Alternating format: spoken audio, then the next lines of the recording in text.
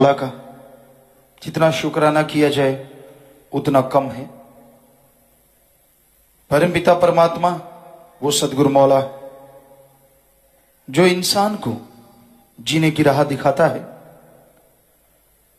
जो इंसान को इंसान से भगवान तक का रास्ता तय करवाता है, जो इंसान को जीते जी परमानंद से नवाज देता है, जो इंसान को उस इंसान को जो पीर फकीर की सुन के अमल करे, कण कण में जर्रे जर्रे में अल्लाह मालिक के दर्शन करवा देता है। ऐसे मुर्शिद कामिल सदगुरु मौला का जितना शुक्राना किया जाए उतना कम है। इंसान कभी भी उसका शुक्राना करना ना भूले। एक कदम उठाते हो, क्या मालूम अगले कदम में आपके लिए क्या रखा है। हमने तो अपने सदगुरु मौला से एक ही चीज सीखी है कि अपने सदगुरु का शुक्राना, सदगुरु ही अल्लाह ताला मालिक राम पीर फकीर सब कुछ, और उन्होंने वो सब कुछ दिखाया जो कल्पना से परे होता है। हर इंसान उसे देख सकता है, हर इंसान वो परमानंद ले सकता है। तो इसलिए भाई ये मत सोचो कि भाई हाँ अब क्या है, क्या मालूम जिंदगी कितनी है और क्या मालूम आपके आने वाले टाइम में आपके लिए क्या रखा है। उसका शुक्राना करते रहोगे तो पहाड़ कंकर बनते जाएंगे, वरना क्या मालूम कौन सा पहाड़ आन पड़े और लेने के देने पड़ जाए। इसलिए अल्लाह का, वाहिगुरु का, राम का शुक्राना करना जिंदगी में कभी ना भूलो। हार्ड वर्कर बनो, ये तो हर धर्म में कहा है। मेहनत करो, कड़ा परिश्रम करो, आगे बढ़ते चलो, क्योंकि हिम्मत करे अगर इंसान तो सहायता करे भगवान। हिम्मत मर्दा मद दे खुदा।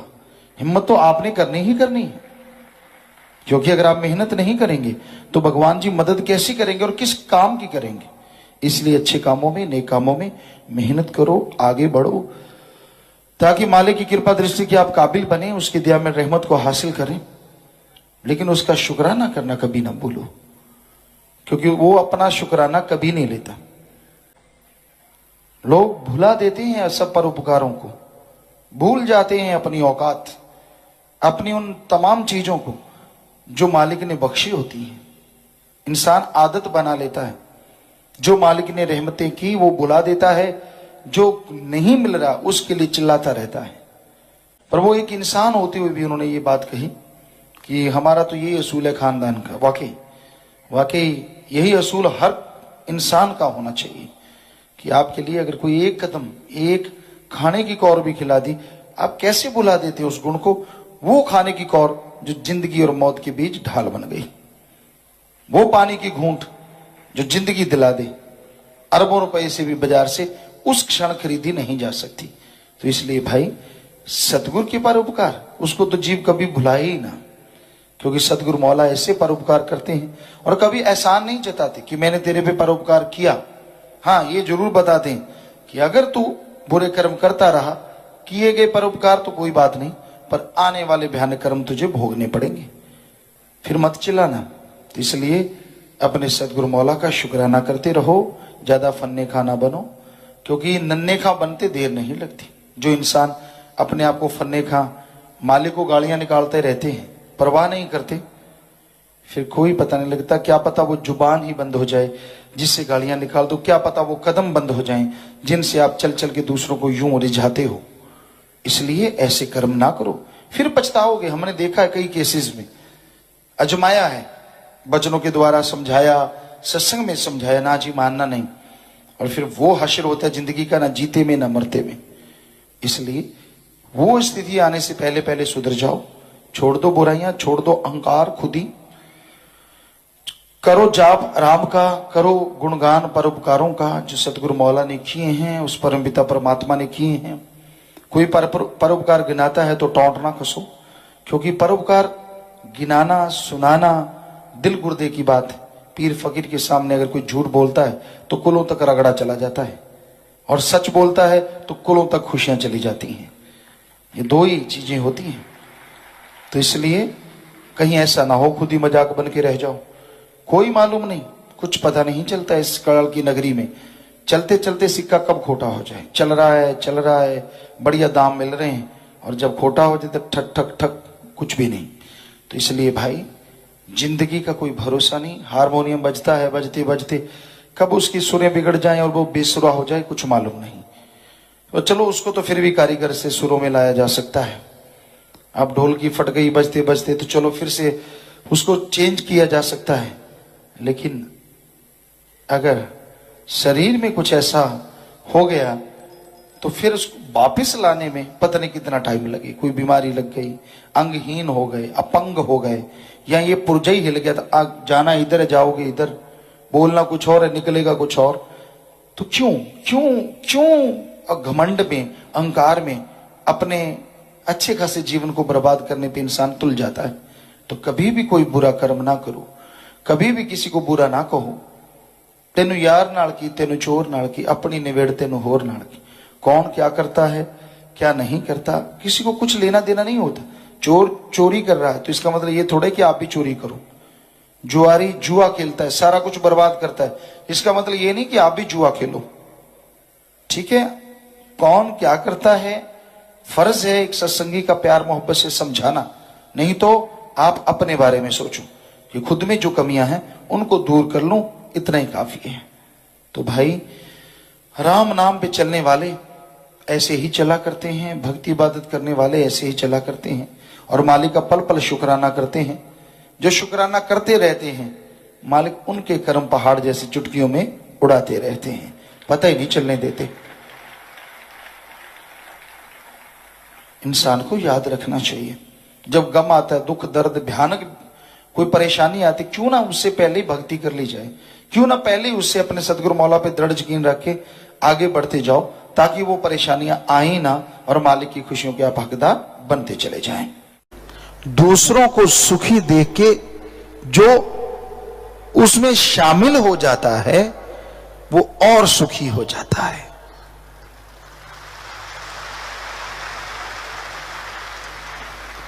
तो हमेशा याद रखिए, किसी को दुखी देख के खुश होने वाला शैतान होता है, इंसान नहीं। कामना कीजिए सुख की, पर दूसरों के सुख से अपने आप को तकलीफ महसूस मत कीजिए।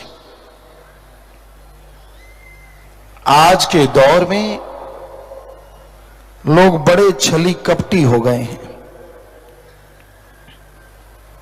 As a Guru, as a संत हम जो देखते हैं तो कोई ही मिलता है जो सच का पुजारी है,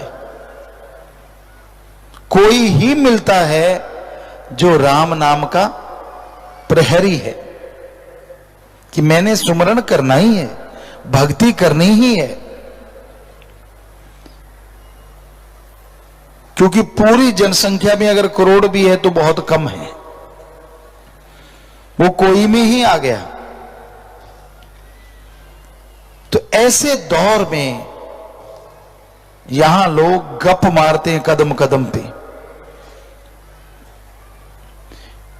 वैसे मालिक ने किया नहीं। कई बार कई बच्चे कहते होते हैं कि अगर बॉडी के पार्ट खुलते होते या पता चलता होता बड़ा अच्छा लगता।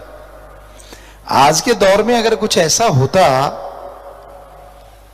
उदाहरण के तौर पे अगर ऐसा होता कि आदमी के माथे पे सायरन बजने लगता जब भी वो झूठ बोलता,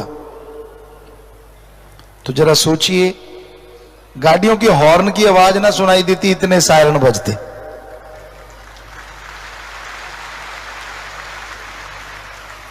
क्योंकि कदम कदम पे झूठ बोलना आदमी की फितरत तो हो ही गई है। चलते चलते झूठ बोलते हैं, सामने बैठ के झूठ बोलते हैं। As a Guru, as a संत जब हम देखते हैं बड़ा दुख लगता है। ऐसे ऐसे भक्त भी हुआ करते जिनकी रुचि होती थी रूहानियत में, सूफियत में, पर ईर्ष्यावश मन के हाथों मजबूर होके वो छलिया बन गए। परमपिता ने एक भजन लिखा है, छलिया रे मन छलिया रे, जे नाम जपन ना देता है मन छलिया रे। इस जैसा छलिया तो कोई दूसरा है ही नहीं। आदमी इतना सफाई से गप मारता है, इतना सफाई से छल करता है, सामने वाले के होश उड़ जाते हैं। एक दूसरे को मिलते हैं। हमने सत्संगियों को आपको कहा कि जब भी आपस में मिलो तो जरूर पूछा करो, तेरा सुमरन कैसा है, तेरा मालिक से प्यार कैसा है, सेवा करते हो कि नहीं। ये पूछने में शर्म आती है। और पूछते क्या है, सुना तेरा क्या हाल चाल है भाई। अगर सामने वाला कह दे मेरा तो मंदा हाल है, तो क्या आप ठीक कर दोगे? नहीं। और सामने वाला ये कह दे कि मजे ले रहा हूं, मेरी तो कांटो फुल्ला ते घेर दिए, फिर आपके पिस्सू पड़ जाते हैं, इसकी कांटो फूलों पे और मेरे वाली कांटों पे। ये चक्कर क्या है? कोई खुश तो होते ही नहीं आप। और अगर आप फकीर की बात मान के पूछो आज सुमरन किया, तो वो पलट के पूछेगा तूने किया। तो नेचुरली शर्म आएगी, यार कर ले, थोड़ा कर ले, बताने के काबिल तो बनेंगे, चाहे 5 मिनट ही कर लिया। ये तो कह सकेंगे हाँ मैंने किया, तो कम से कम 5 मिनट तो कर लिया, चाहे शर्म की वजह से किया। और उसका फायदा सीधा सीधा आपको होने वाला, पड़ोसी को नहीं। गुरु को मानता हूं, गुरु की नहीं मानता। आगे ना बात, छोटी सी बात है कि जब मिलो तो ये पूछना ही पूछना है। एक बार, सारा दिन तो नहीं पूछते रहना, कम से कम एक बार सुबह सवेरे, बहुत कम है। और फिर पूछो भाई सेवा करता है कि नहीं। अब नहीं करता तो यही कहेगा भाई नहीं मैं नहीं करता।